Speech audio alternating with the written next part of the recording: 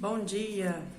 Hoje eu gostaria de trazer uma palavra para você e para mim sobre o pecado, sobre os prejuízos que o pecado pode trazer para a nossa vida, sobre as consequências que o pecado pode trazer para a nossa vida. E eu quero trazer aqui como referência o livro de 2 Samuel, no capítulo 11, que vai contar o que Davi fez, o pecado que Davi cometeu. Todos nós sabemos que Davi era um homem segundo o coração de Deus. Davi era um homem amado por Deus, porque Davi ele era reto. Davi, na sua história, a história vai dizer que Davi ele era um pastor de ovelhas, ele era o mais enjeitado da sua casa, mas o Senhor o escolheu, porque o Senhor viu o coração de Davi. E viu quanto Davi, ele era zeloso, ele era fiel para com Deus.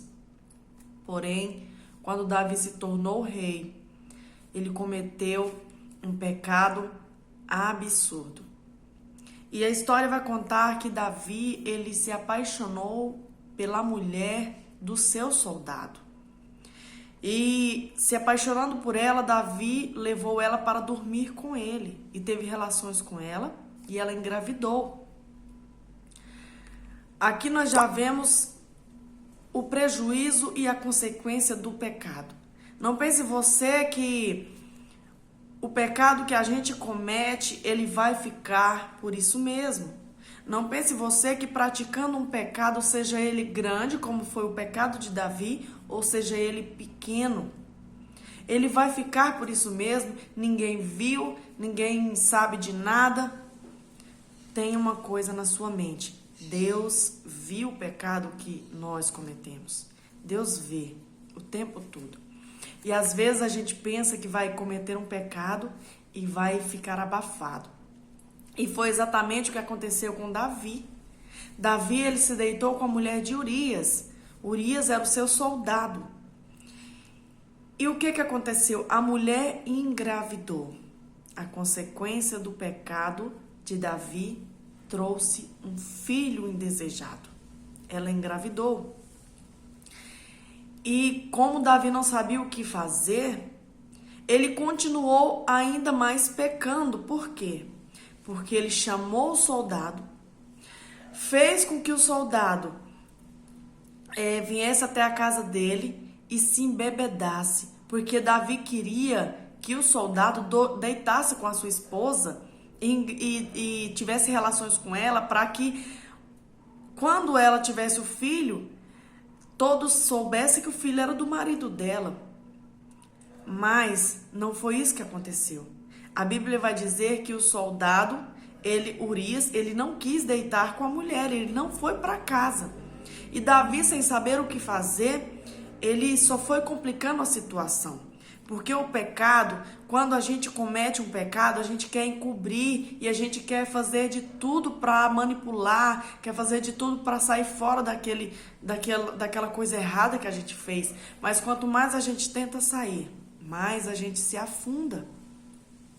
Se a gente não se arrepender daquele pecado, a gente se afunda. E foi exatamente o que aconteceu com Davi. E ele, vendo que o soldado não ia voltar, não ia para casa se deitar com a sua mulher, ele embebedou o soldado, mas mesmo assim ele não se deitou com a sua mulher. Quando Davi viu que não tinha jeito, sabe o que ele fez? A pior das traições. Davi escreveu uma carta e mandou pelo próprio soldado. E nessa carta estava escrito para que o chefe da guarda lá colocasse Urias, o soldado, esposo de Betseba, colocasse ele na frente da batalha, na frente da guerra, para que ele morresse. Ou seja, Davi, ele agiu com tanta traição contra esse homem, além de deitar com a mulher desse homem. Davi escreveu uma carta mandando que esse homem fosse morto na guerra, e esse próprio homem levou essa carta. Mal sabia ele que nessa carta estava decretado a sua morte. O pecado traz prejuízos e consequências terríveis. o pecado traz a morte. E foi isso que aconteceu. Esse homem morreu na guerra. Morrendo assim, esse homem, Davi, ficaria de boa, tranquilo. Poderia casar com a mulher dele e ter o filho dele e falar que eles tiveram esse filho depois que Urias morreu. Um ótimo álibi, uma ótima desculpa. Mas ninguém sabia de nada. Só que Deus viu. Deus viu. E Deus cobrou de Davi. E como nós sabemos a história, que é bem longa, as consequências do pecado de Davi lhe trouxe prejuízos para toda a vida. Davi, além de perder o filho, porque Deus permitiu que esse filho morresse, Davi foi perseguido por muito tempo.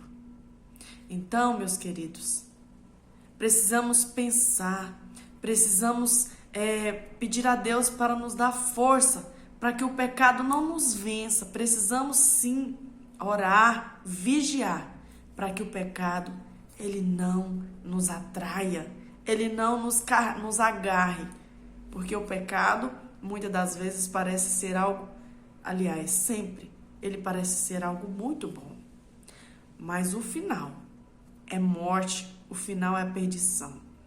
Então vigie, tome cuidado.